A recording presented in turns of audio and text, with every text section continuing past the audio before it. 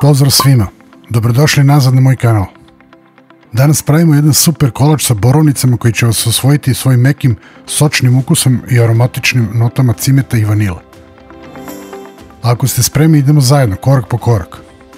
Prvo, u veliku posudu sipam 240 g brašna, osnova svakog dobrog kolača. Zatim dodajemo 2 kašičice praška za pecivo, odnosno 1 kesicu, da osiguramo savršeno narastanje.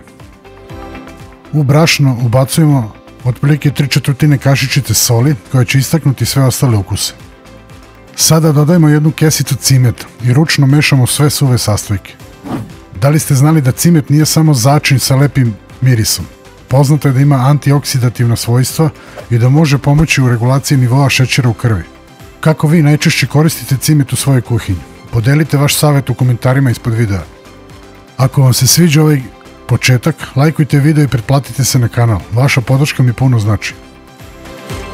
Idemo dalje. U drugoj posudi počinjem sa 200 g šećera. U šećer razbijem jedno jaje, nakon čega dolazi 60 ml ulja. Nakon toga rastopit ću 60 g maslaca i dodati ga u smesu, a potom ubacujem 2 kašičice vanila ekstrakta da dodamo neodoljiv miris i ukus. Sve ove sastojke temeljno mešamo dok se ne sjedine. Sada polako dodajem 120 ml mleka u vlažnu smesu i sve dobro izmešam. Zatim spajamo suve i vlažne sastojke.